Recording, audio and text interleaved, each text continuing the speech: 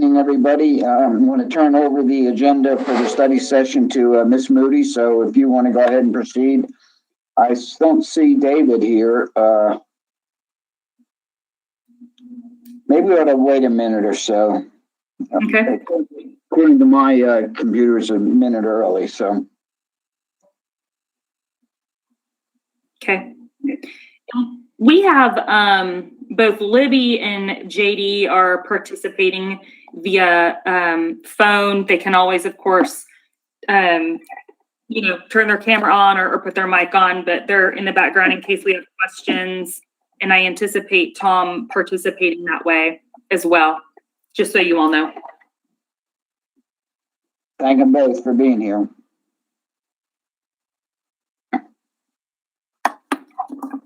Okay, let's go ahead and get started then, Rachel. He'll probably, hopefully, hook up here in a minute or so.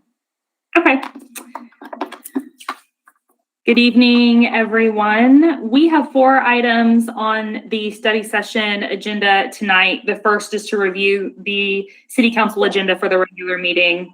We'll have an update on our financial status of Riverside Village. Cami will provide the quarterly update, which you all are accustomed to receiving. We'll discuss a potential small business program for city businesses, and then we'll wrap it up with utility payment update. So in terms of the regular session agenda for tonight, we have a few items of unfinished business. We have item number 6 is abandonment of right-of-way in Hammond's Ferry. If you remember at our last meeting on the 18th, this was brought for you all to review and vote on 7 tracks across multiple streets in Hammond's Ferry request for us to abandon right-of-way so that the right-of-way becomes part of the parcels for the planned home sites. So we have it on the agenda as a potential removal from table and first reading of the ordinance. I know there was some discussion about this particular item last time, and I know Mayor and Kelly and Tom, you all looked into it, and I know discussed. I wasn't sure if you wanted to provide any additional information about the item at this time. Well, I'll take a first crack at it. Looked into it, and I talked to Kelly about it, and we're talking about such a limited area of property along the roads, then there's no use that the city has for them. It's similar to other areas, with the exception that the city owns these parcels. But since the city has no use for them, I think we ought to just go ahead and approve it. Although Kelly, I know, has some thoughts about how we might proceed in the future on something, if something similar comes up in terms of abandonment of right of way. And this is different than we have abandoned portions or streets, which we've done a number of times, I know, and whether or not the planning commission should act first or we should act first. So, but I'm prepared to ask for removal from the table tonight and ultimately approval. Kelly, do you want to add anything? My comments were totally, had nothing to do with the decision on this one. My comments were that I felt like that the procedure was not exactly the way we would like for it to be, and but it's in accordance with the way the development code is now written. And I just was, my comments were related to maybe correcting that so in the future a request or a suggestion that property be abandoned come about a different way.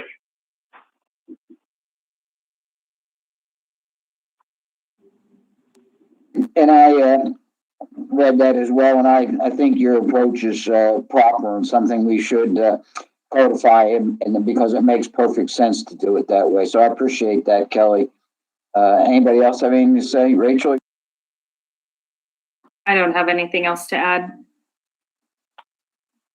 I was just looking for microphones. David, welcome. Okay. Well, Mayor, so since it's written in the plan now, then we should go ahead and approve this tonight and then work on changing this. Is that what we're saying? Yeah, we're saying approve this tonight and then work on the procedure, Okay. should things of this nature happen in the future. And I think Kelly was talking about it's a development code issue, and since we're close to awarding a contract, I hope on that we can address it as part of that document. Is that correct, Kelly? That's correct, yeah. Okay, thank you. Okay, Rachel?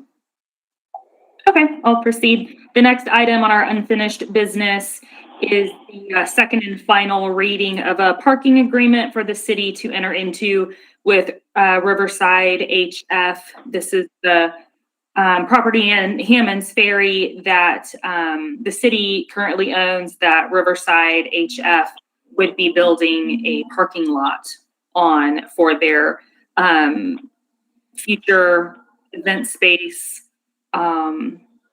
commercial areas in Hammond's Ferry. The third item on our unfinished business is granting of an easement to Dominion. This is a standard easement that we would provide to them. This is for a portion of Hammond's Ferry, and this would be to add redundancy of power to provide better coverage for the residents of Hammond's Ferry. Under new business, we have an ordinance for you all to review and consider. This would allow you all and other bodies such as Planning Commission, BZA, to have meetings electronically during times of a declared state of emergency.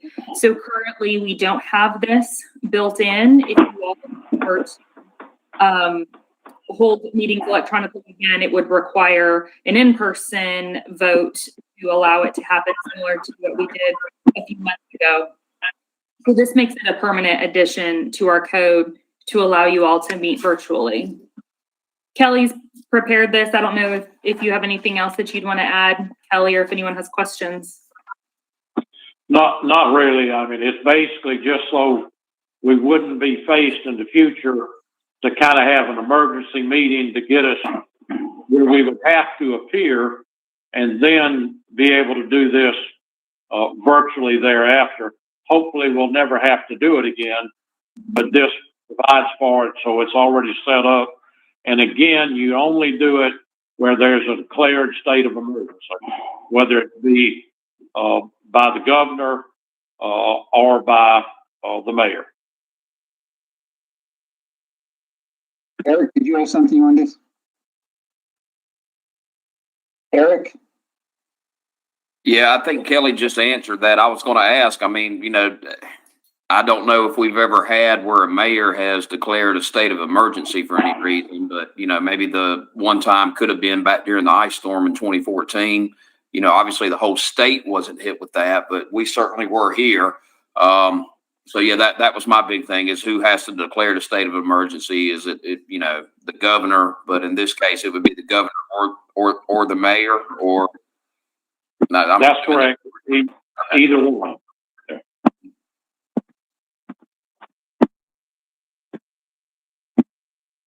Yep.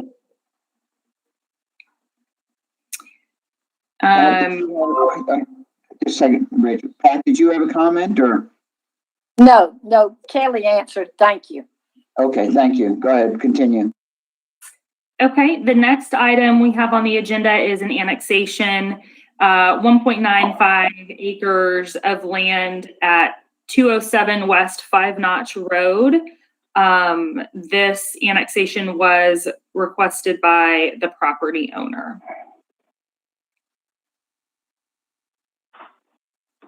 Now, what was the reasoning for wanting to annex, Rachel? This is a potential future subdivision. I'm sorry, what? Potential future subdivision. Oh, okay. Yep.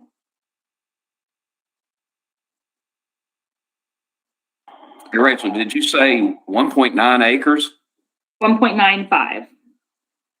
for a subdivision? Or it attaches to something, I'm assuming. We've got Libby on. She may be able to provide some clarification. Libby, can you? That don't sound like a whole lot of land for a neighborhood, and I pulled it up on my maps to see about where it is, so I know exactly where it is. You know, I'm not familiar with why this is done, but I will tell you that the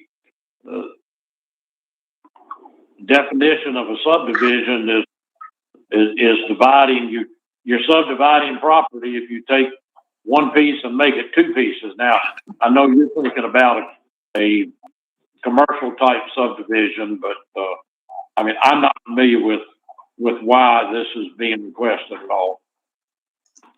Hi, so sorry, it took me a second to get everything unmuted and the camera back on.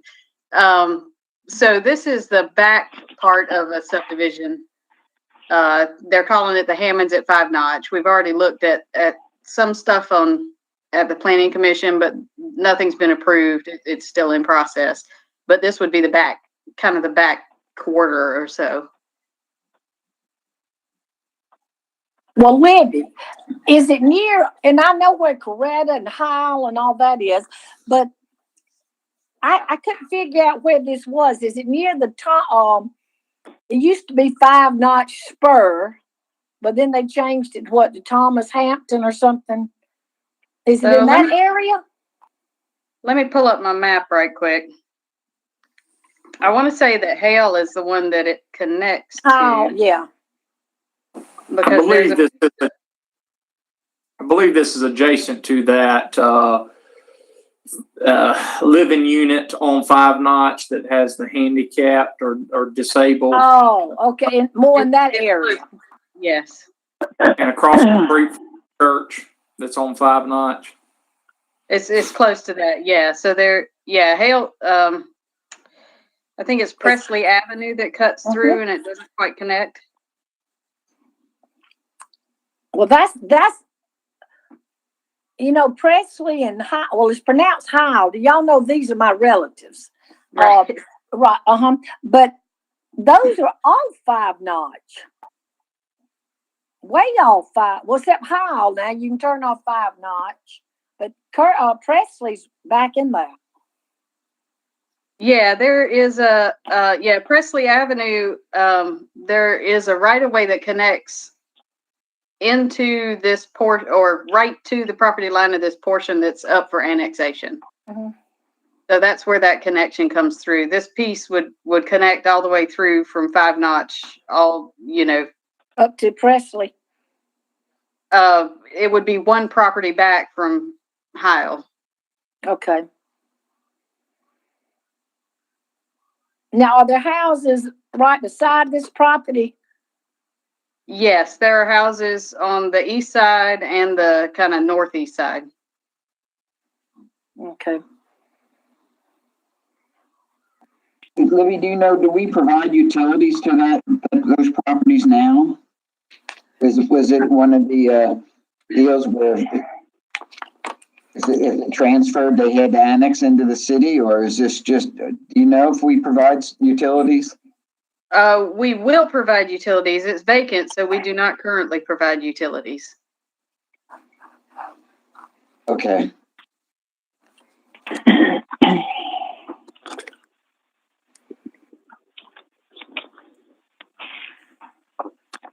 Well, after this happens, I mean, it goes to the planning commission after our action because it's not in the city yet, so it wouldn't go to the planning commission yet. Am I correct? Well, we've looked at the front portion of it that is in the city.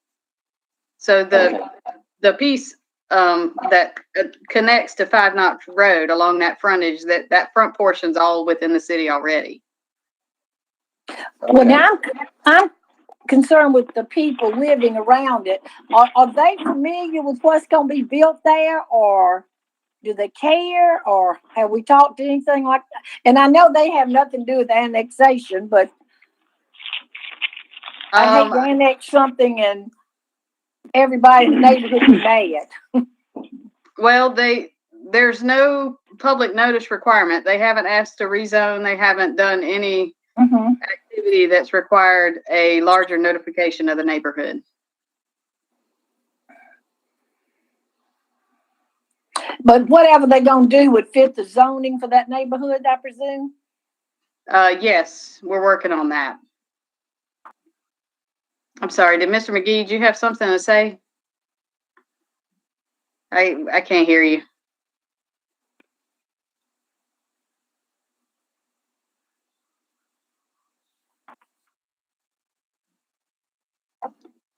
David, it looks like you're unmuted, but your mic is not on or something. I don't know exactly what the problem is.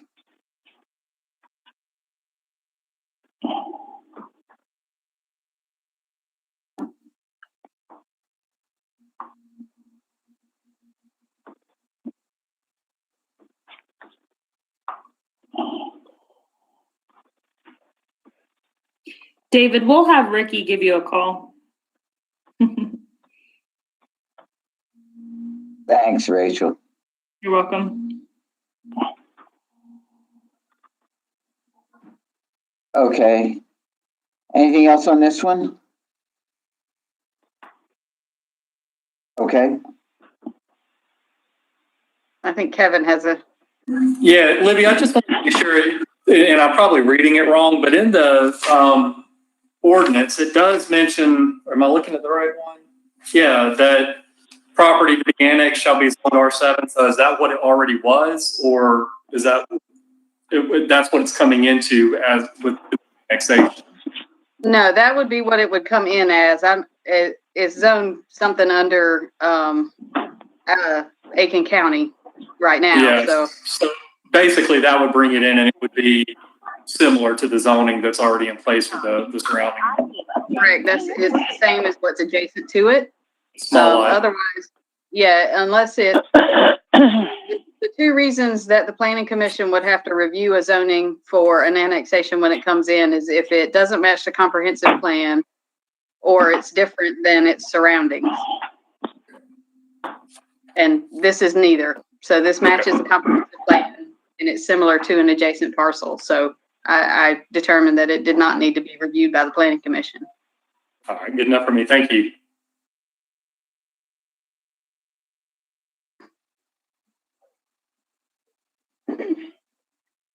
No.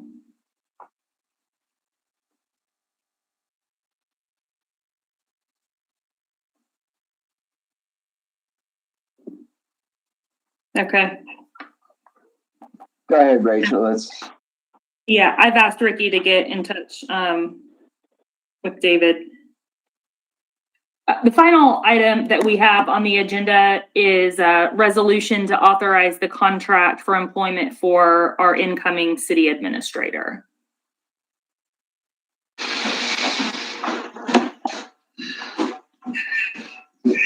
Hey.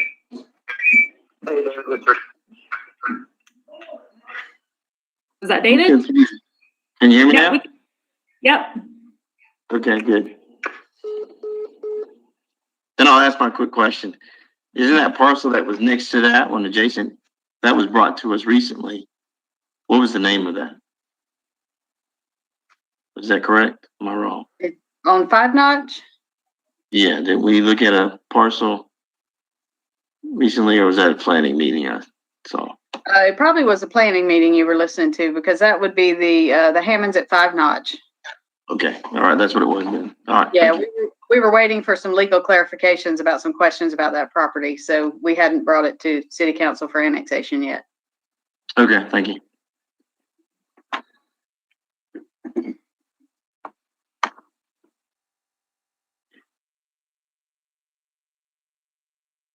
Good to have you on board, David.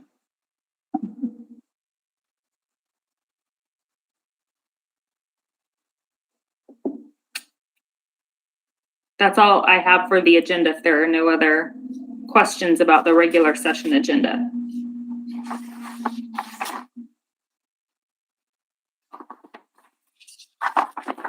Okay, let's go.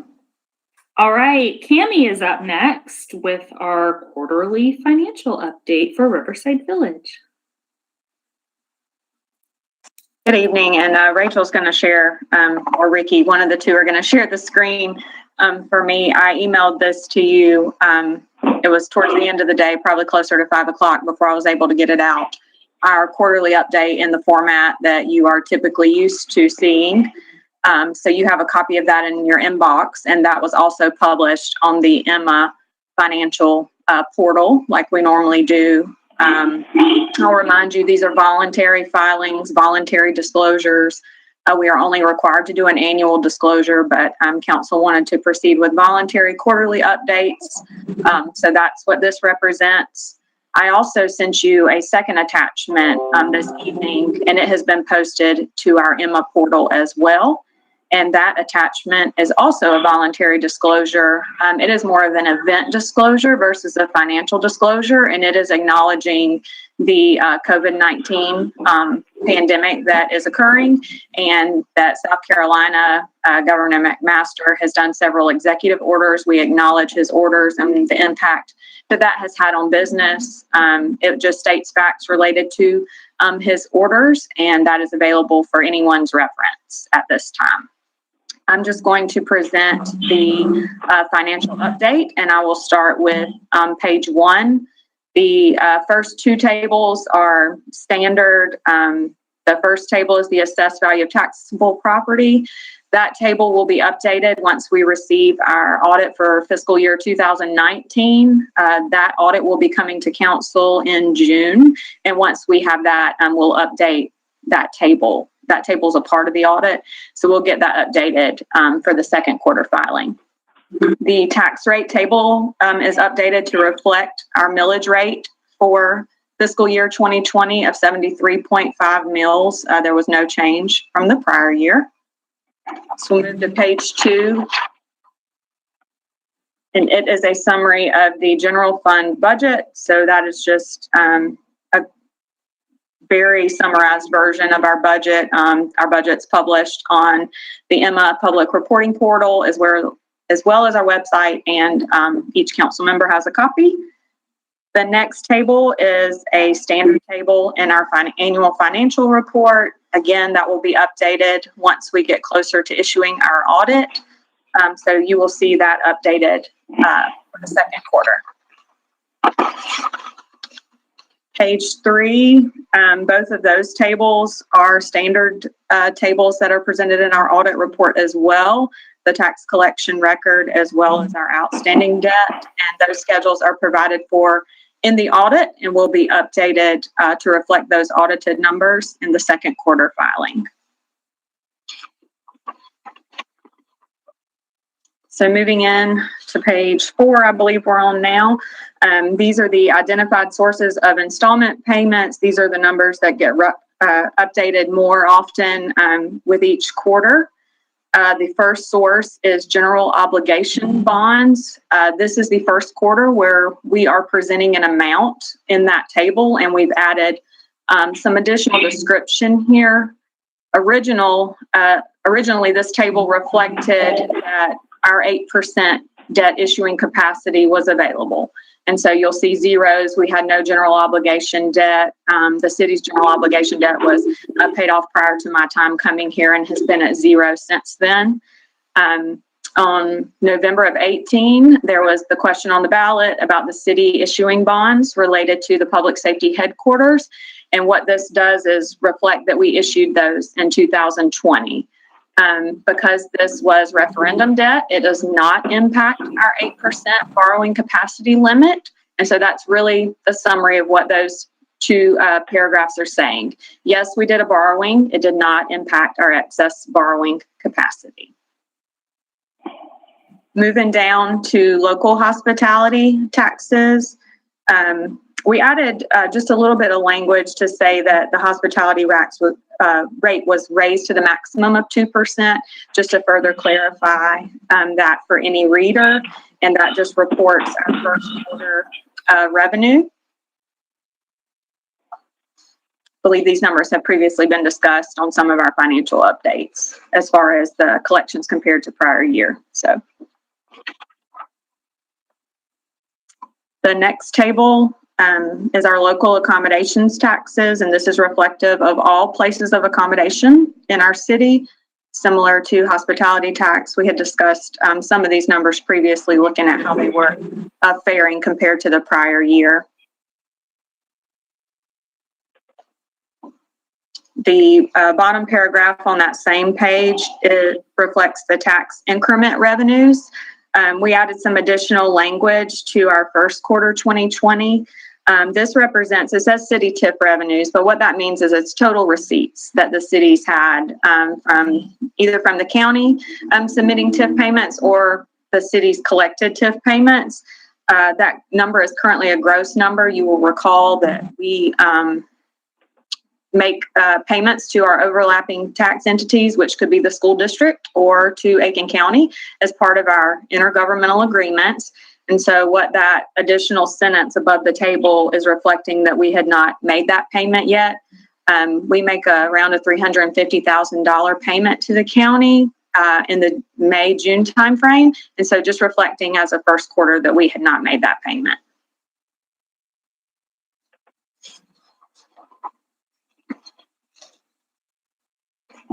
The next chart and paragraph references the mid assessments. This is a new table. Previously, we just had a paragraph here because we had not been doing mid assessment. So 2020 is the first year that the special assessments were billed and are payable.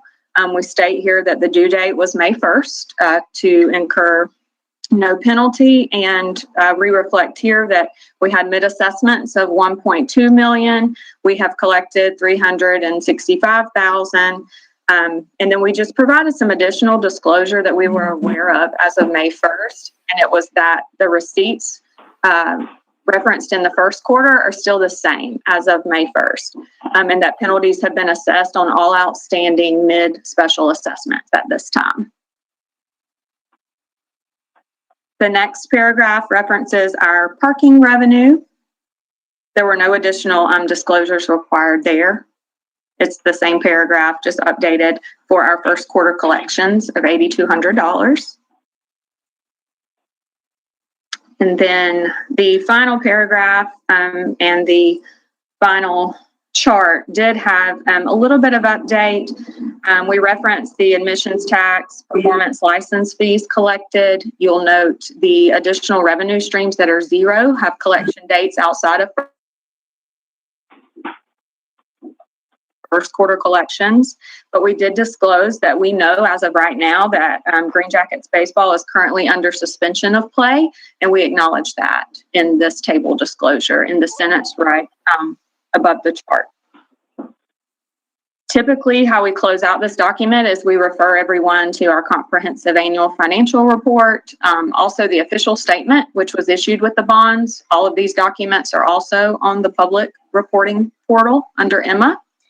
And we added a sentence this time that refers folks to the city's additional voluntary disclosure, and that's related to COVID-19. Again, where we reference the governor's executive orders and how the closures of certain businesses could impact revenue streams that the city relies on for debt service payments. I'll also remind you that we did make our May debt service payment and have collected towards our November debt service payment. And just another reminder, as we're doing these revenue collections, the financial model was set up conservatively. So we had a more than one times debt service coverage that we predicted revenue streams at, but that we also collect revenues well in advance of debt service payments. So we're not just collecting revenue streams today to make tomorrow's payment. We're forecasting in advance. So currently our focus is on the November 2021 payment. We're getting certainty of our current payments sooner. So I just wanted to reassure you that we are maintaining regular contact with bond counsel, our financial advisors, the mid professional, as well as the rest of our team, contact with the developers, et cetera, on ensuring that we have revenues to be able to continue to make our debt service payments in a timely manner. Are there any questions? Cammie, so even if the Green Jackets don't play, we're still in good shape with all the other revenue streams. Is that basically what you're saying? Because, I mean, it sounded like you said we're looking forward to November 2021, which is a year, 18 months out. So would that be a fair statement to say? Don't want to be overly, we do rely on them to play baseball to collect certain revenue streams. And so if they didn't, it could impact debt service payments in the future. And so that's why we're going ahead and looking at that. It's currently a delay of game and not a cancellation of season. And so those mean two very different things when we're looking at forecasting. Some very big, the references in that COVID-19 document are the references how hard it is to predict revenue streams right now. It's the environment changes daily. The executive orders get updated weekly. What is baseball going to do? Is it going to look like a regular season? Are there opportunities for them to make up revenues in other ways by hosting events, et cetera? So it's just an unknown at this point, but we are being mindful of that and projecting revenue based on that. All right. Thank you.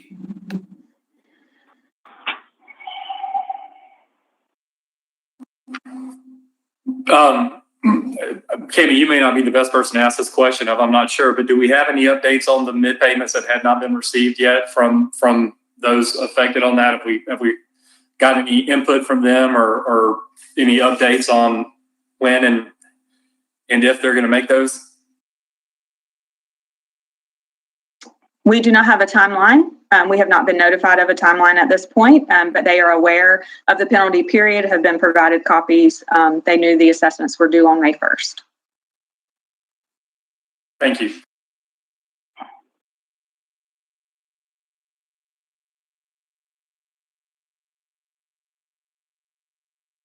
Patrick, go ahead. Cammie,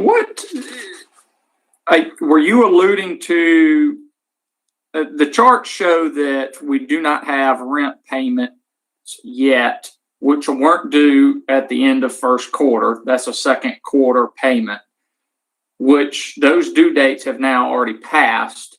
Have we received those rent payments? Or I saw some language in the disclosures referencing force majeure.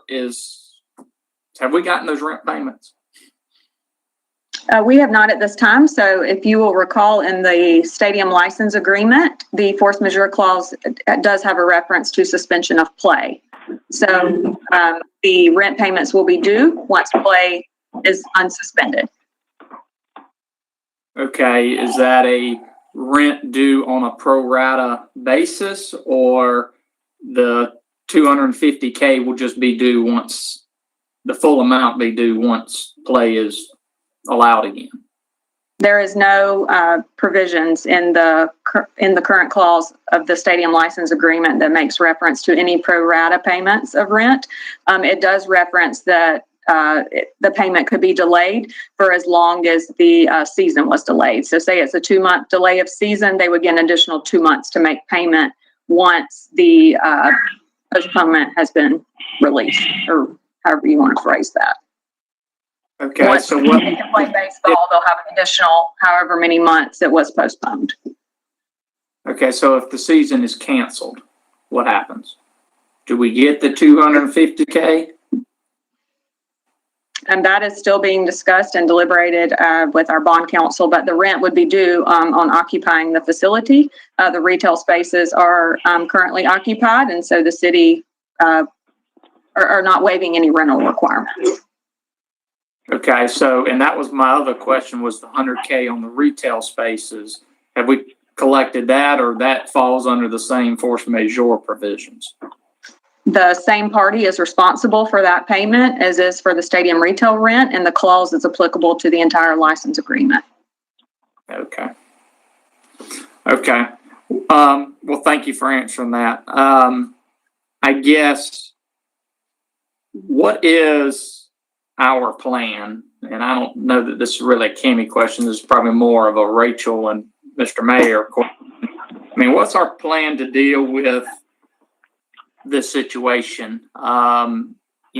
Obviously accommodations taxes, hospitality revenues, parking revenues, stadium revenues, performance license revenues. emissions tax, all those are going to be down this year. Understandably, but what is our plan to deal with that? And then also, what's our plan to deal with the fact that we got a developer that hasn't fully met all of his commitments yet, as far as from a build out of the development perspective, and these mid payments. What's our plan? I'll take it. We've had discussions already, Fletcher, with our attorneys and financial advisor on this, trying to figure out a path forward. We don't have all the information in yet. We don't know about minor league baseball. We haven't been able to have a discussion with the master developer in terms of the plans. He built the stadium deck and it's sitting down there now waiting for baseball to come. So it's as you alluded to, it's a complicated web. But I think Cammie's relevant point was that we're focused on the November 2021 payment, which leads, I think, to a reasonable sense that November of this year and May of next year, we have a pretty good sense that they're going to be made without any additional issues. So we're looking long term at this. Obviously, we track it payment by payment, I guess, but we track it long term too. And as things clarify a little bit more, we can give you a better answer as to what our plan is. That's in the development now, and clearly relying on Walter and Gary and Joe to, help us through this. Okay. I mean, and I get on the, revenue streams right now as far as that are directly related to COVID. And I guess I get that. But I'm more concerned because I agree. I remember our model had enough flexibility to overcome some things like COVID. So I know when things bounce back, we'll be fine from that perspective. My bigger concern I've had for several years is the developer doesn't seem like he's been tracking for several years to meet his commitments, and we're now at the point where we're past the dates in the master development agreement of when he was supposed to deliver certain components. And I'm obviously concerned. I know everybody is concerned about that and wanting to know, what are we doing? What's our plan? I mean, I kind of think I know some of these conversations probably need to be executive session type conversations, but we've got to figure out a plan. It's past time for us to deal with this situation. And I just, every time we keep being told, and we by you, I think, Mr. Mayor, in conversations you've had with the developer and then staff, keep dangling out there. 6 months from now, we're going to start this. 6 months from now, we're going to start this or whatever. But I mean, the only thing we've seen that has broken ground since the stadium opened has been the stadium parking deck. All the other components were underway when the stadium was going. So I just can't stress enough my concern about where we are on all the other components. And I guess I just want to know what's our path forward. I know we don't have an answer or solution to that, but how do we go about, and what's our plan to go about crafting a solution? Well, I think everybody shares your concern. That was one of the first things I heard from Walter, probably 3 years ago. It's been now that, getting the development completed is the key to its long-term viability. And we've had discussions, and as you well know, it's difficult sometimes you can't force somebody to do something, but we continue to have those discussions, optimistically at times and maybe not so optimistically at times. I recognize December 2018 is well past us. And we continue to talk, now I think, quite honestly, with the mid payments, circumstances maybe have changed where maybe there's some leverage now that we didn't have before. And we'll just have to see how that plays out. I've tried to contact him, had been unsuccessful to figure out, what's a plan. Obviously on the mid payments is one, and as you alluded to, getting these, I guess it was senior departments. Now they're talking about apartment buildings, not just senior. Figure out how to get the Parcel G, the restaurant with the live-abouts going. Get the single-family units going. I mean, you know it better than I do. The litany of developments that are pending. Times have turned on all of us a little bit.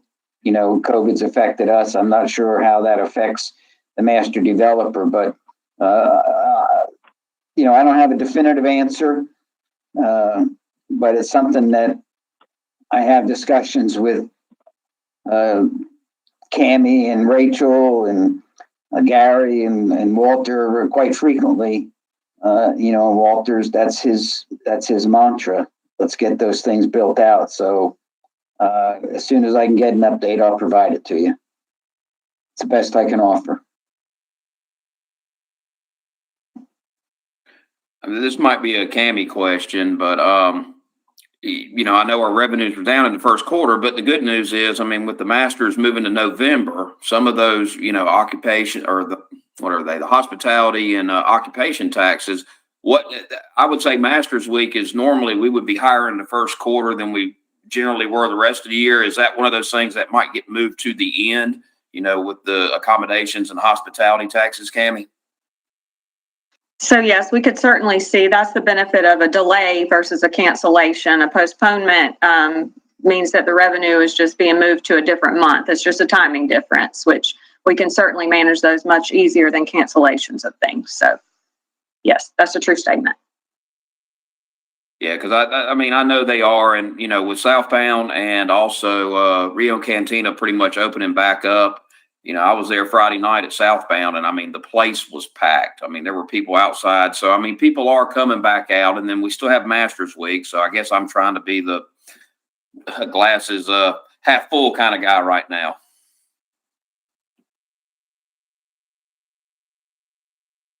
Well, congratulations on being able to do that. It's tough, and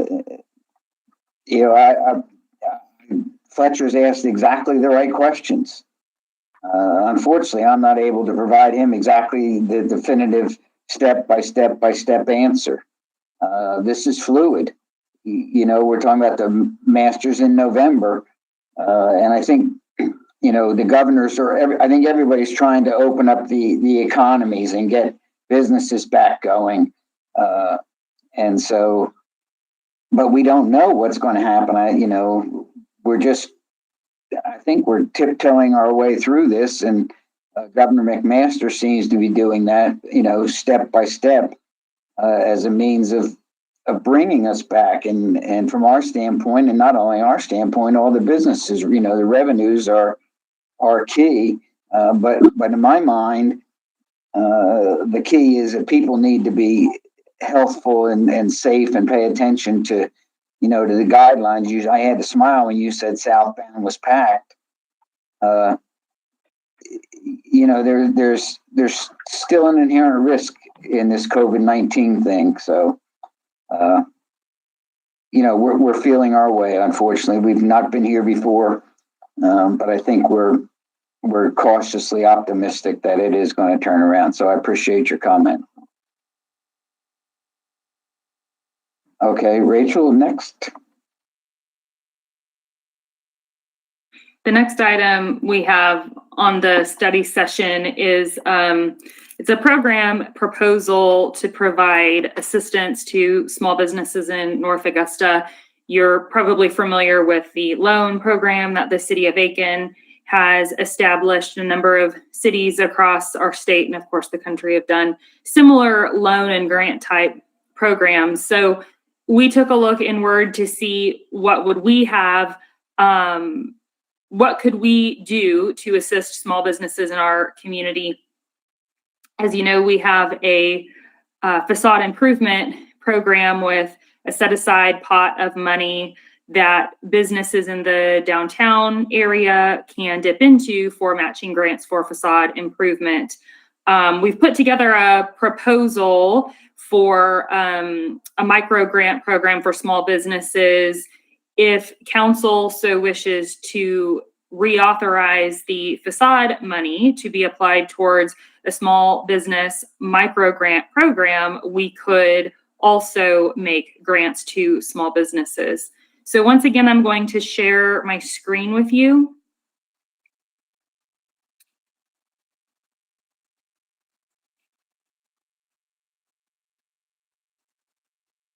Make sure, okay. Try to zoom in a little bit.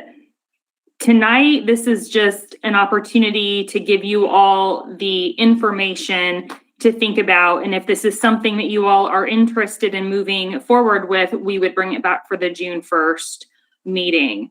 We have about $25,000 currently allocated towards facade improvement grants that we could reauthorize at our next meeting to be used for micro grant program. We would have a maximum grant award of up to $1,000. So we'd be able to give a minimum of 25 micro grants. And the grants would be based on purchases made related to COVID-19. So that can be defined differently per business. It could be for cleaning supplies. It could be to buy tables and chairs to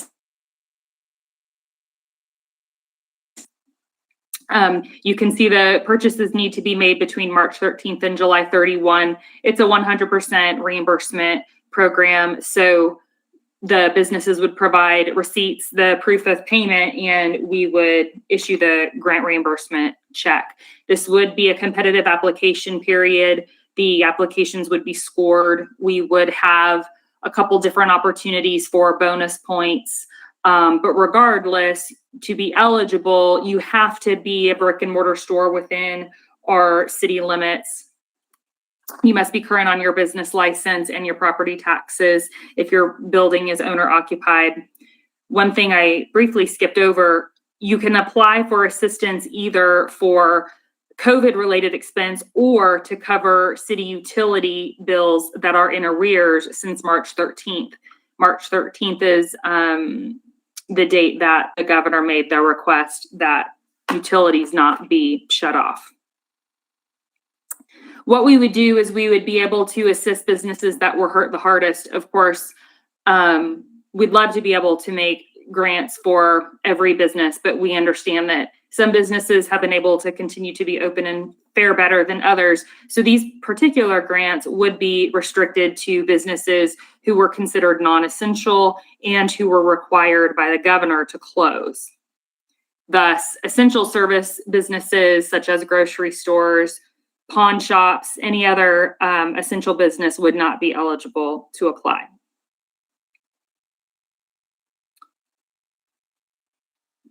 So this really hits, yes. I was just going to ask, I'm reading down through here and I noticed the restaurant, it said, no national chains. Is that going to be the same thing for any of these businesses? Because, under the close contact service providers, you have tanning salons that are nation and regional. You have, some of the haircutting places are national and regional too.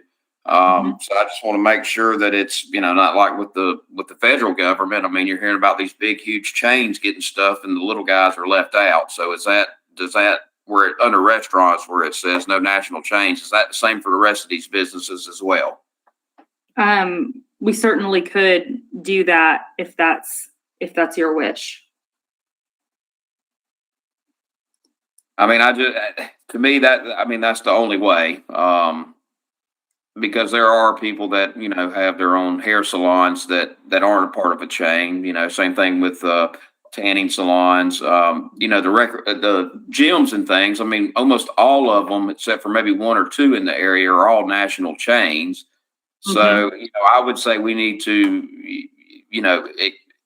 I don't want to say exclude because you want to be fair to everybody, but at the end of the day, I think it's the local ones that we need to probably do this towards. I understand completely. And, you know, the goal would be in the future, we may be able to expand this particular program, depending on when we receive the CARES Act money from the state. If we would be able to provide additional business grants using that money, that would be a time where we could expand and offer and include other businesses. But for now, with the limited amount of money that we have, we can help the hardest hit businesses, which would be the locally owned, and operated businesses. So I'll make that note. And of course, if for some reason we are not able to make grants with all of the 25,000, we could certainly look at expanding the criteria as well. And I'll ask this and see what some of the other people's thoughts are too. What about a franchise? I mean, I know there are local people that own these franchises, but they're usually supported by, you know, I think a lot of the Subways, you know, McDonald's, Burger Kings, those are all still locally owned, but they're franchises. So would a franchise be included in this as well?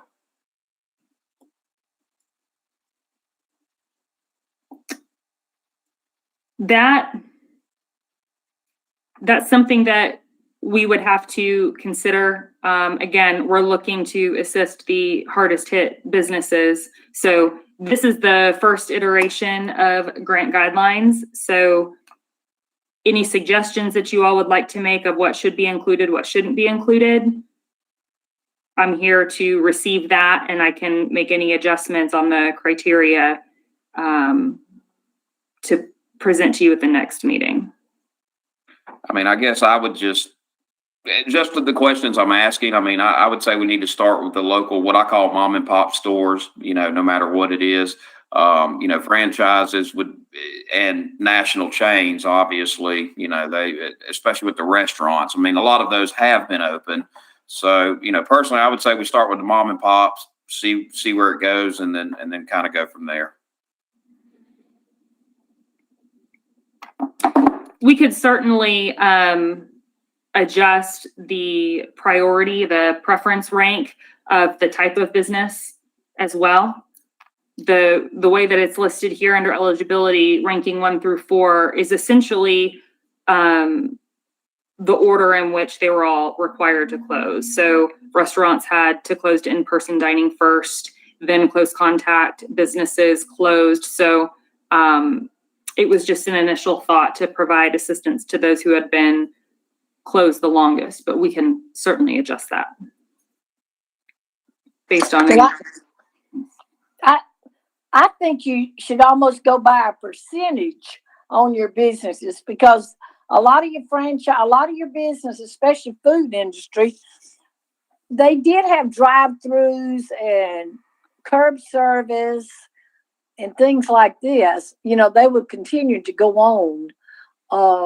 And I know their business wasn't maybe what it normally is in dine-in, but I think we should look at the percentage of, like you said, Rachel, the businesses that were hit the hardest and literally had to shut down. They had no drive-through, or they had no, you know, I think those people need to come first and then work our way out. Okay.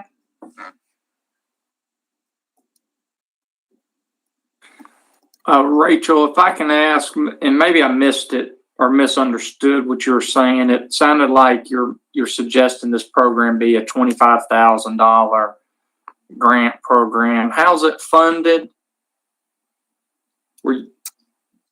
The current $25,000 approximately that has been set aside for facade improvement grants would be reallocated for these types of grants. It's $25,000 that we would have. Each grant award would be up to $1,000. Okay, so this isn't any additional money we've got to go find in a budget. This is already somewhere we're just reappropriating it to a different use. That's exactly right. Okay, thank you. And then my only comment is, I don't know if $1,000 is that much money. I mean, I know to small people it might be, but I'm just wondering, to me, I just feel like $1,000 isn't enough. That's just my personal opinion. I think the grant award amount ought to be upped some amount. And maybe it can be adjusted maybe put something that can be adjusted based on the number of applicants we get. Because I mean, if we proceed with this, I would just assume we're making the assumption we're going to spend all $25K, and I just again, $1,000 doesn't go too terribly far. And for someone to have to fill out a whole bunch of paperwork to get it and go through the process, I mean, I wanted to make it be something meaningful. So I think we need to look at upping the maximum award amount. Okay. Rachel, can I interrupt for just, was that Bob Brooks going to talk? yes, I'm finally here. Okay, thanks. I was just going to ask if you can get your comments and stuff in writing. Cammie, how long will it take you to do your utility update? 1 minute. Okay. Can we let Cammie do that? We're coming up on time for the council meeting, but let Cammie do her update and then we'll jump right back to this. Go ahead, Cammie. Thank you. Okay, just wanted to provide you an update on where we are currently with utilities, not from a data statistics percentage standpoint, but procedurally where we're looking at headed. Governor McMaster has issued another letter to the Office of Regulatory Staff, and that was dated May 13th, 2020. And he rescinded his request that utilities refrain from service cutoffs. He did include in that letter, he encouraged utilities to develop and implement phased plans of disconnections or resuming normal operations. He also suggested payment plans be offered and that we make customer referrals to local organizations. The good news for North Augusta is we already do that. We already have a payment plan in place if you are eligible based on your payment history. We also already refer citizens that are in need of financial assistance to organizations that we are aware of provide that type of assistance. And we will continue to do so and try to match those folks up with someone that can assist them if they're eligible. Our current plan is to resume disconnection of utilities on July 7th. That is a Tuesday. That gives folks until July 6th, end of day, 5 p.m., to catch up on their delinquent utility balances. We plan to start robocalls to those with delinquent balances, encouraging them to go ahead and come in, not obviously wait until July 6th to make those payments. We put a 7-day, once the governor rescinds his order, it's due in 7 days and they're resuming normal operations. We wanted to give some time for both of our cycles to catch up on their delinquent balance before the service interruptions start. This will be beneficial for them to not incur additional fees and have a service interruption, and also helps the city due to the number of disconnects that we have incurred to date, the schedule that we're marking on. So anyone have any questions on that? Cammie, has the payment increased any? You know, I know last meeting we were down. Is people paying a little more now, you think, or not? Yes, ma'am. We did see, I didn't run the final numbers today, but we have seen an increase in payments, and we've seen an increase of people in the office. Friday was a heavy day for customers for us. Phone calls really picked up today. I'm not sure. The Municipal Association actually issued an email to us requesting our phone numbers, our contact information. And so I believe they're anticipating having a lot of phone calls, and they want to direct those customers to their agency. So our phone calls have definitely picked up as of this morning. It was okay. All right. Thank you. Usual around here. Thank you. Bob Brooks, did you have a quick question, or we're heading up to 7 o'clock. We're going to have to find our emails to hook up to the council meeting. Okay, just a quick question for the grant. Can the grant money be used for back taxes and water payment? utility bills. Yes. Okay, thank you. Okay, if you have any more questions and suggestions on the grant program, I think they were well put. I'd ask you to go ahead and get them to Rachel, copy Cammy on it. And let's adjourn this meeting unless there's something urgent, and find our emails to hook up to the council meeting. Any other comments? Okay, we're going to adjourn this one.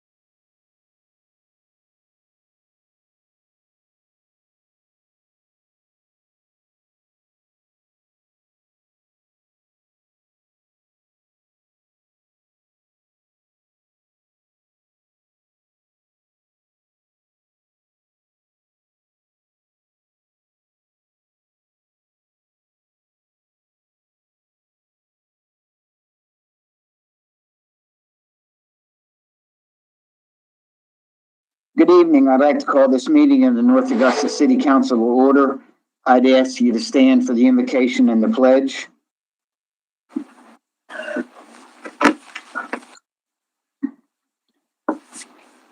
Dear God, tonight we meet again using technology to reduce the risk of transmitting the COVID virus. These are certainly unusual and stressful times for all, adults and children alike. We pray that our residents maintain contact with each other even as they maintain separation, recognizing that personal contact is an essential part of our well-being. We also at the same time pray that our residents and others realize the serious consequences of this virus and respect the safety of others. Wearing a mask is such a simple thing, but it certainly shows that we care about others. We are blessed to have employees working hard to maintain essential services. We always ask that you keep them safe, but in these times, we ask also that you keep them healthy. And please give this council wisdom and understanding in these challenging times. Amen. I pledge allegiance To the flag of the United United States States of America, and to the republic public for which it stands, one nation, under God, indivisible, with liberty and justice for all. Thank you.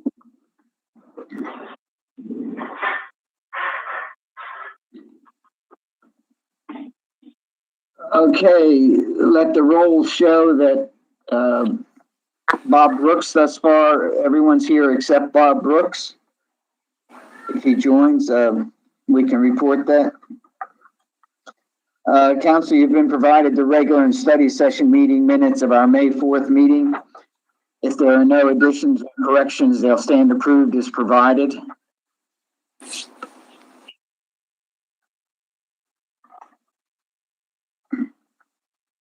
Item number 5 is a proclamation that I'll read ending the state of civil emergency for the city of North Augusta.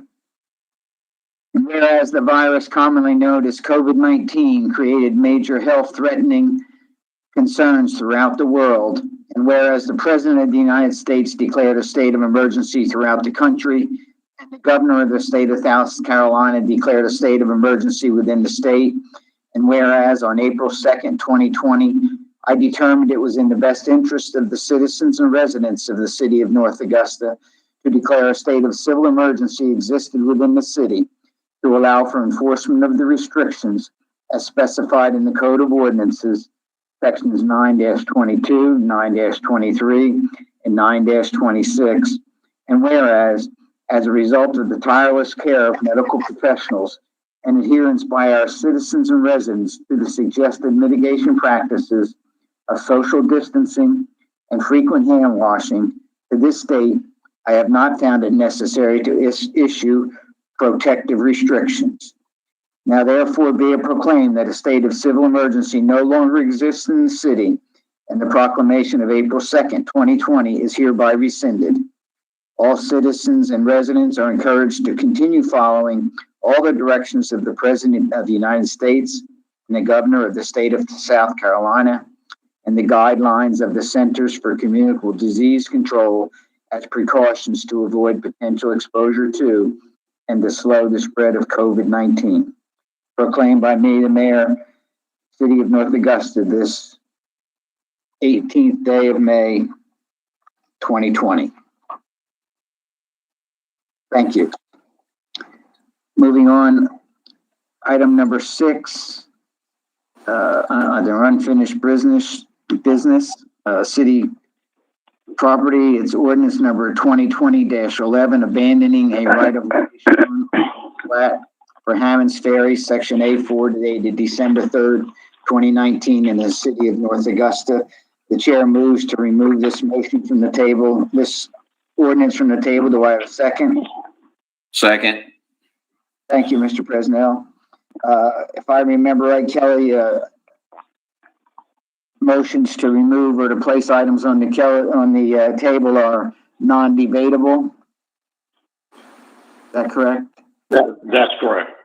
Okay, I'll call for a vote. As you know, we have to do votes by roll call on these virtual meetings. So it's removing from the table ordinance number 2020-11, abandoning a road right-of-way shown on a plat for Hammond's Ferry, section A4, dated December 3rd, 2019, in the city of North Augusta. I'm calling for the vote. Mr. Brooks to remove from the table. Yes. Yes. Oh, okay. I don't see it. Okay. Ms. Carpenter, Yes. Mr. Dickert, Yes. Mr. McGee, Yes. Mr. Presnell, Yes. Mr. Toole, Yes. and the chair votes also yes. It carries by a vote of 7-0, and also reflect the record to show that Mr. Brooks is present. We'll now proceed to the second part of item number 6, which is the first reading of ordinance number 2020-11, abandoning a road right-of-way shown on a plat for Hammond's Ferry, section A4, dated December 3rd, 2019, in the city of North Augusta. The chair moves to approve this on first reading. Do I have a second? Second. Second. Let's give it a bat. Was that Fletcher? Were you first? No, it was me. Oh, Mr. Brooks? Yes. Okay, I'm I'm sorry. sorry. I'm on the phone. I can't get it on the website. Okay, I got you. I just can't fit your caller number 4, I'm guessing. I just can't see it. Okay, Ms. Lamar, were any comments provided by citizens? There are no comments for citizens on this item. Thank you. Any comments from council?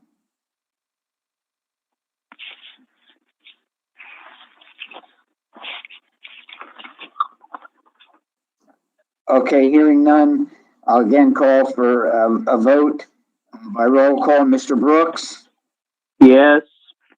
Ms. Carpenter, Yes. Mr. Dickert, Yes. Mr. McGee, Yes. Mr. Presnell, Yes. Mr. Toole, Yes. and the chair votes yes. Okay, thank you very much. Moving on to item number 7. It's ordinance number 2020-12, an ordinance authorizing the city to enter into a lease agreement with Riverside Hammond's Ferry LLC related to property consisting of approximately 1.34 acres and known as tax map and parcel numbers 007-13-19-004 and 007-13-01-010. Do I have a motion to adopt this ordinance on second and final reading? So So moved. moved. Mr. Toole, do I have a second? Ms. Carpenter? Yes, second. Okay, thank you. Ms. Lamar, any comments from citizens? No, there are no comments from citizens. Okay, thank you. Comments from council?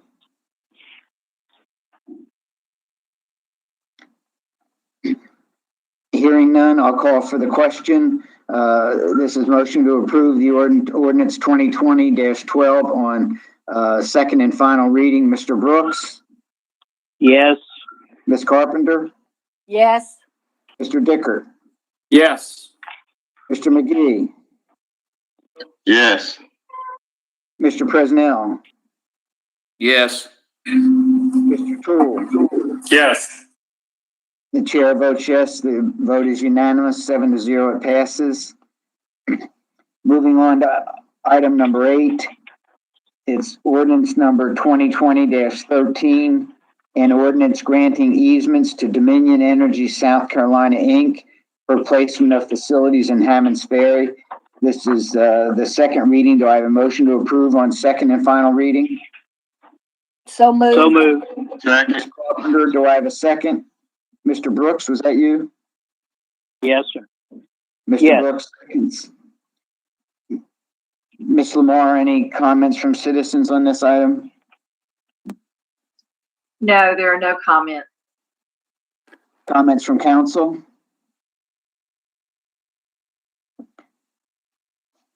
Hearing none, I'll call the question again by roll call. Mr. Brooks? Yes. Ms. Carpenter? Yes. Mr. Dickert? Yes. Mr. McGee? Yes. Mr. Presnell? Yes. Mr. Tool? Yes.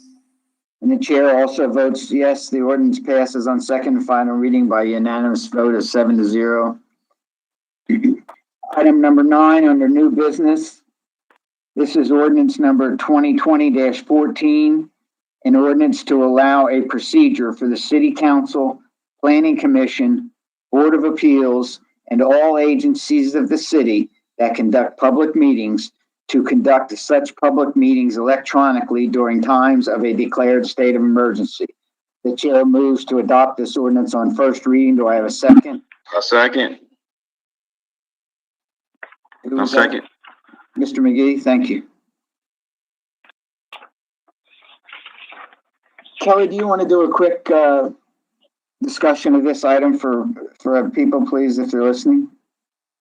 Yeah, basically, it's the same ordinance that you're operating under right now. We put this into effect at an emergency basis, which allowed us to do this for 61 days.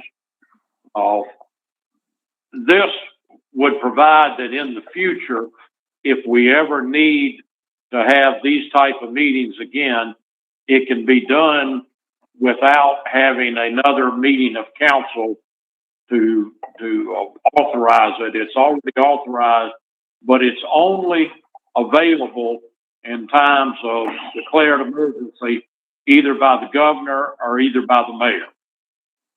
And if that took place and we did it, we'd be operating just like we are right now.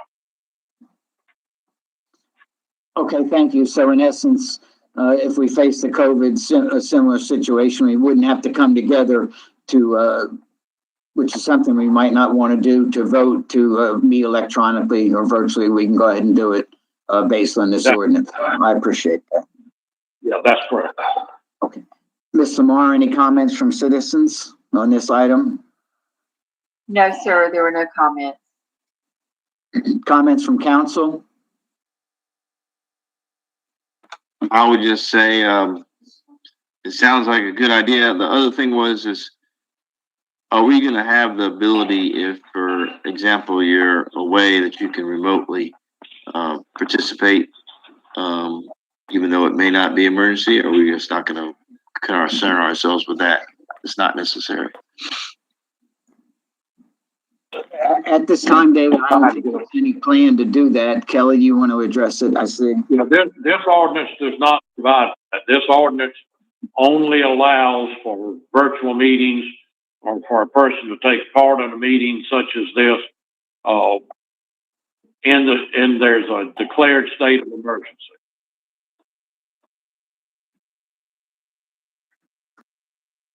Okay, thank you, Kelly. Any other comments? Mayor, I'm sorry. I just want to ask real quick, Kelly, I just wanted to be clear. So, yeah, especially with people on vacation, I mean, legally, we can't, do something like this or be patched in through a phone if we happen to be out of town. I mean, I know it's happened before, and I know this doesn't give a provision, but is that still okay to do, or do you have to be in person to be able to vote on something? You have to be in person to be able to vote unless we're operating under this with the virtual meetings. This does not allow for someone that's sick or not feeling good or whatever to not come to the council chambers and take part otherwise. As to whether that would be possible, that would, if council wanted to pursue that, we could look at it and see, but this just does not do that. Okay, thanks. I think that's obviously a question for another day. Any other comments?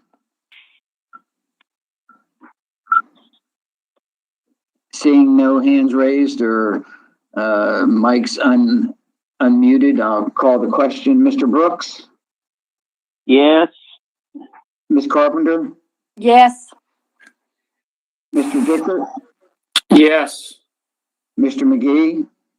Yes. Mr. Presnell? Yes. Mr. Toole? Yes. And the chair votes yes. On first reading, the ordinance 2020-14 passes unanimously. Moving on to item number 10. In two parts. The first is resolution number 2020-16 to accept a petition for the annexation of plus or minus 1.95 acres of property located at 207 West 5 Notch Road and owned by the Hammonds at 5 Notch LLC. Do I have a motion to approve this resolution? So moved. Mr. Dicker, do I have a second? Second. Mr. Presnell, hit the unmute button first. Ms. Lamar, any comments from citizens on this item? No, sir, there were no comments. Thank you. Council comments? Questions?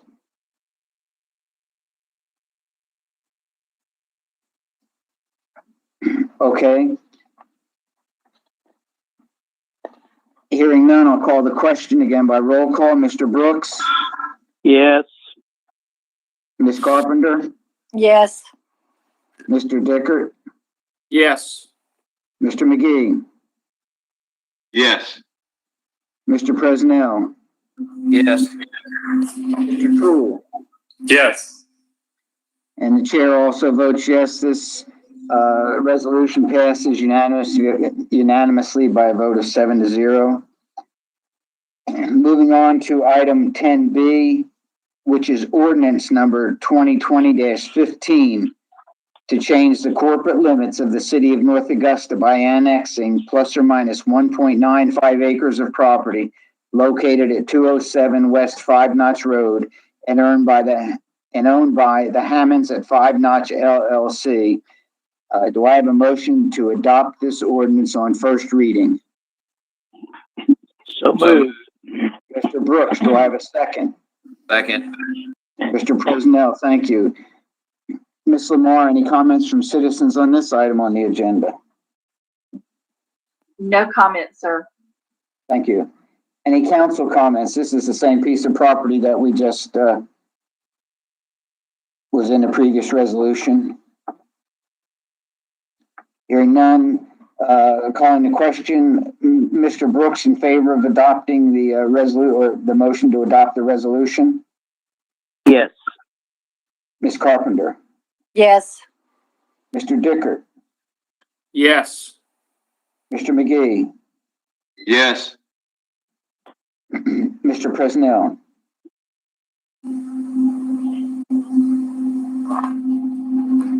Mr. Presnell? Yes. Mr. Toole? Yes. The chair also votes yes. This ordinance passes on first reading unanimously by a vote of 7-0. Moving on to item number 11. This is resolution number 2020-17 to authorize the contract for employment of the city administrator. The chair moves to approve this resolution. Do I have a second? Second.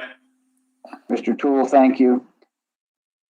A little background, two things. One, I invited Colonel Clifford, who has signed the contract to become the city administrator, to be a part of our council meeting tonight, as has historically been done. I think once a key member of the staff agrees to come on board, that we invite them to participate in our meetings. So I'm glad that he was able to do it tonight. And secondly, this is the first time in my knowledge and my discussions, and JD is on as well. If I speak incorrectly, JD, don't hesitate to jump in. But that we've not had a contract with our city administrator.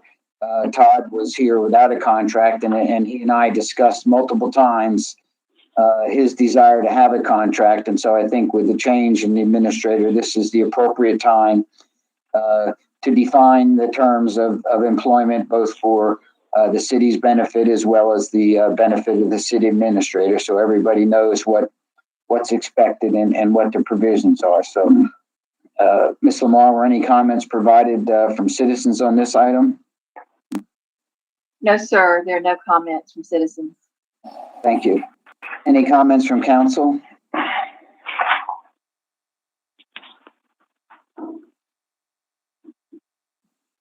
Okay, hearing none, seeing none. Again, call the question. Mr. Brooks, favor the resolution? Ms. Carpenter? Yes. Yes. Mr. Dickert? Yes. Mr. McGee? Yes. Mr. Presnell? Yes. Mr. Toole? Yes. And the chair votes yes. The resolution passes unanimously. Colonel Clifford, we're elated to have you agree to come on board and work with us. And in my mind, August 17th will be a good day. And there's a lot on our plate, as you heard earlier. We're trucking along in pretty good shape. Rachel's doing a good job for us. Cammie's working hard. A lot of issues, and it's good to have you be a part of the team, and we're looking forward to it. So thank you. I like that. Good. Okay, Miss Lamar. Oh, I'm sorry. Miss Moody, do you have any administrative reports you want to make tonight? No, I don't. Okay. I think just the key part was that Cammie was talking about before from an administrative viewpoint is that, the governor requested that utilities not be cut off. We complied. And now we're giving notice that basically almost 7 weeks in advance of the date, July 7th, when shutoffs for non-payment of utilities will begin. It's important to know, and I hope our citizens recognize that you have good payment history up to date. Please call our staff in finance, and if you need to, arrange for a payment plan to help you. Circumstances that cause you to fall behind in the payments. That's something that we're all facing at this point in time. So I appreciated Cammie and Rachel working hard to put that plan together and have done a good bit of work on that. So I'm thankful for that. Thank you both. Okay, Ms. Lamar, do we have any citizen comments on items not on the agenda? Yes, sir, we have one Okay. that I'd like to share with council at this time. Dear Ms. Lamar, I'm submitting the following email to be read at the City Council meeting of May 18th, 2020. Thank you in advance for your attention to this request. For Council meeting May 18, 2020, thank you for accepting my 4 questions at the May 4th, 2020 City Council meeting, and for Mayor Pettit providing me answers to my questions via an email to me. My questions for tonight are as follows. Number 1, can you issue a directive to allow the posting all citizens' questions and your responses from these virtual meetings to be part of the meeting minutes that are kept as part of the official city record? I would like my questions that you read at the council meeting of May 4, 2020, and all your answers to me that you provided to me in an email included. These answers provide all with current information. These questions I ask are submitted on behalf of many of our citizens And your questions will provide all with some extended clarity on how these outstanding issues. Number 2, can you let the citizens of North Augusta know if the semi-annual bond payments due May 15th, 2020 was remitted to the bondholders? If yes, will you identify what accounts these funds had money available to pay this note? If no, what are the plans that you and council have discussed to remedy this situation? Number 3, as a follow-up to my question 2 at the council meeting May 4th, 2020, which was submitted as follows, and I quote, the mid payments for property located in Riverside Village due May 1st, 2020. Can you provide citizens an update on the collection of these funds? Mayor Pettit's reply. For simplicity, I have elected to identify properties with the parcel designation used from the onset of Riverside Village development instead of tax parcel numbers. For example, parcel H, planned for single-family residence, has separate tax parcel numbers for the 6 lots within the overall parcel. The Riverside Village parcels with more than one tax parcel number required to make a mid-payment are shown with an asterisk. So there is a table inserted into these notes. The table is mid-payment status for Northside Village properties, Hammond's Ferry payment parcel designation status. Parcel A, not paid. Parcel B, not paid. Parcel C, not paid. Parcel D, not paid. Parcel F, hotel, paid. Parcel G, not paid. Parcel H, not paid. Parcel I, not paid. Parcel J, apartments, paid. Parcel K, not paid. My comment. The MID was supposed to be a safety net or backstop to ensure that payments for the development bond would be paid without using additional tax funds from citizens. According to your responses to me, of the total 10 parcels that you listed, on only 2 parcels was MID assessment property tax collected as of May 1st, 2020 due date. Approximately $825,000 payments are late and were not remitted, and penalties of approximately $125,000 have been assessed. Surely that was quite disappointing to all.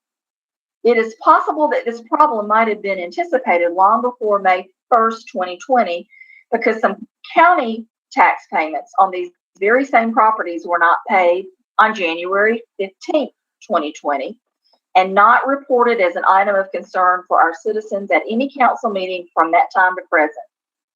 For information purposes, this occurred before the coronavirus was an issue, and in my opinion, should not be used as an excuse for non-payment. My questions. Number 1, the citizens have been told that the city has enough funds to pay the first half payment of the Riverside Village bond payment through the first half of the year. Is that true? If yes, where did these funds come from? Number 3, if true, where was the city planning to use these funds when the budget was prepared, or were funds shifted from other accounts to meet this obligation? Will any city functions be curtailed if this happens? Number 4, since there will be additional funds required in the second half of 2020 for bond payment, where will these funds be coming from? Number 5, can you identify any contingency plan that the former city administrator, mayor, and council set up just in case the tax payments were not paid? Number 6, is there any recourse to these Riverside Village property owners to compel them to pay delinquent taxes? Or is this their option? Or is their option to just default and lose their property? Number 7, When the properties were placed in separate corporations, did anyone consider that this was done so that each property could default individually and give the owners the ability to protect selected properties? My comments and final questions. Finally, it appears that the trusted investors, former city administrator and mayor and council members have put the citizens in a very tenuous situation. Is there any light at the end of the tunnel that you can presently identify to give the citizens hope that this can be resolved without substantial increases in taxes to citizens?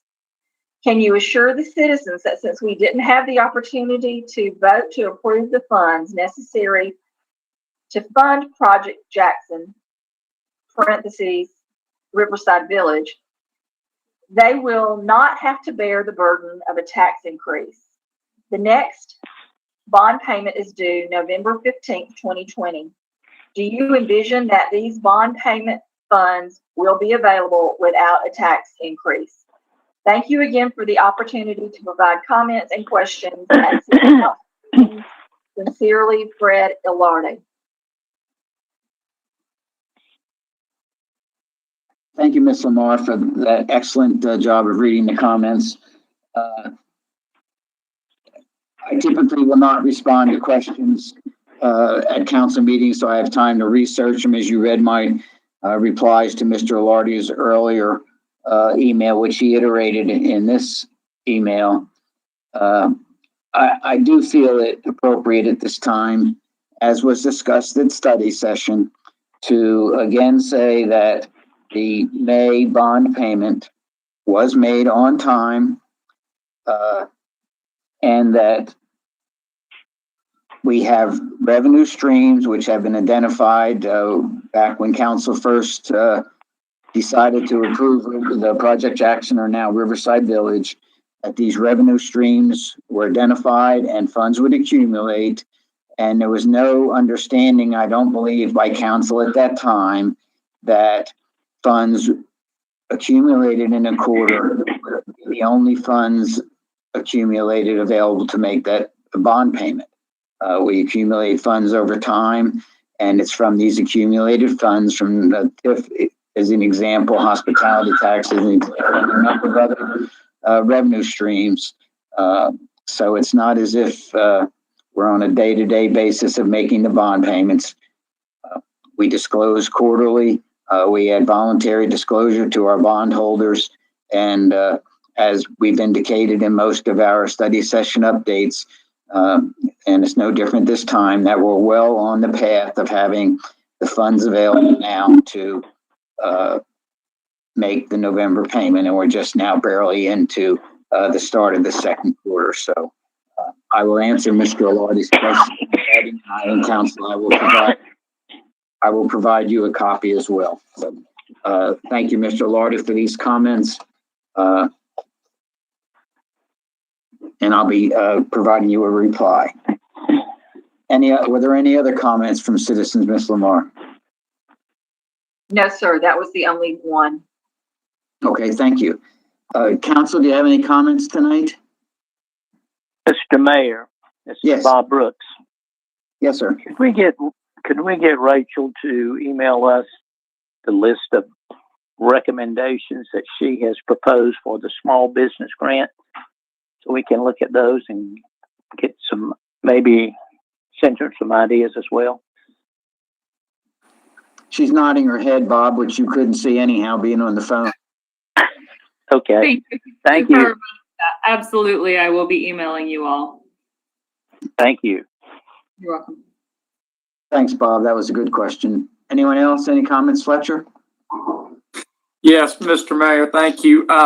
Something that we ran out of time in study session as it related to Riverside Village that I just wanted to stress. I've stressed this a few times, and I know staff is aware of this, but as we're dealing with things like COVID-19 and the implications that that is having on our revenue streams, I just want to stress that always one of our backstops was the additional penny of the hospitality tax, which we implemented a year or two ago. I know we've started budgeting that and are spending those funds in our yearly budgets that we approve. We just need to make sure that those dollars, we're not tying them up with reoccurring revenue or reoccurring expenses, such that if in 2021 we need that additional penny for whatever reason, we have that ability. I know we've been spending some of it on, I think, some reoccurring expenses, but I think a lot of them have been one-time projects. I just want to stress, as we start looking towards the budget cycle and budget planning this summer for the 2021 budget, that we really look at limiting what we spend that extra 1 penny of hospitality tax on, just to make sure we have abilities to put it towards this if and when we need it. Thank you. And Rachel, if you don't mind, I'll take a first shot at this. We've had this discussion, Fletcher, exactly what you've suggested, ongoing. And we expect, in light of the revenue streams and all of our taxes and every other issue, to do a mid-year budget adjustment, probably in July. And just doing exactly what you talked about, not waiting until 2021, but perhaps looking for opportunities and take advantage of opportunities this year to do exactly what you just talked about. So we're working hard toward that end. I appreciate the thought. Thank you. Anything else, Fletcher? Or you? Okay, Pat, did you have something you wanted to ask? I just wanted to mention something. Do y'all remember the guy who came to council a couple of months ago that was concerned with the people coming from the Walton rehab housing up to Hammond Grove, that afraid they'll get run over? As I was going by the other day, I just thought if there was any way we could get just a sidewalk from where they come out on the same side as Hammond Grove that would go, and then the ones coming across the street could cross the street and hit the sidewalk. I just wanted to sort of throw that out. It wouldn't be a very long sidewalk, but would get residents in those apartments be able to go to the Hammond Grove Church without being on the road. Okay, thank you. Rachel, we can have Tom look at that. Thank you. Okay. Anyone else? Eric. Okay. I hate computers. Is this the last virtual meeting we're having until we have another state of emergency? That's currently in debate. I'm of the opinion, for a very personal reason, that maybe we can have one more, but I'm not. I think that will become more apparent as the days progress after Thursday of this week. But I agree with you. It's a much better situation when we can all sit around and have the discussion in person. I agree 100%. I was just asking because I know we have some all backed up with some capacity, so I just assumed we were going to do the same for council. Well, I've been trying to keep up with the governor's executive orders, and Rachel's doing a heck of a lot better job than I am. Rachel, can you tell me again, refresh me, you told me today what date he has extended the executive order through now? May 27th. On May 12th, he extended his state of emergency for 15 more days. So I think and he's been doing that about every 15 days, as I remember. So we'll take a look at it later this month and figure out how to do that. Anything else? Okay, I have a couple of items, if I may. One, municipal court opened today. I trust that went smoothly. I didn't hear anything that would indicate that it didn't. And we were very remiss last night, or at least last week. I mean, at least I was. Last week was National Police Officers Week. This first started in 1962 when President Kennedy signed into law signed a law designating May 15th as Peace Officers Memorial Day. And the week in which May 15th falls is National Police Week. For law enforcement officers and for us as well, not only is it a time to honor fallen comrades, those that have fallen in the line of duty, but under the right circumstances, it's also an opportunity for us to appreciate and acknowledge, the hazards and the job that they face. They never know when that radio comes to life where they're going to be going next and what they're going to be asked to do. So I apologize to our public safety officer for failing in that last week. I did notice today and got a couple of very nice emails that the Hometown Hero banners are up again now, and I want to thank our rec people for doing that job. And Kelly pointed out to us today that a former councilman, Dan Lehman, who was a councilman from, I think, 1975 to 86, is that what you told me? Or 76 to 85, I think, in that time period, passed away Friday of this week. And as I think is unfortunately customary now, the graveside service will be held privately, and they'll celebrate his life at some future date. So certainly ask you to remember his family and survivors. He was 95, and he at one time was owner of Lehman Nursery and Tree Farm. So, and he was also a U.S. Army World War II and Korean War veteran. Okay, that takes care of my thoughts. I certainly appreciate everybody's input tonight. I think the discussions were beneficial, helpful, and some that needed to be had, and we'll continue to keep you informed and advised as the path goes forward. Any last thoughts from anybody? Okay, no, this meeting's adjourned. Thank you.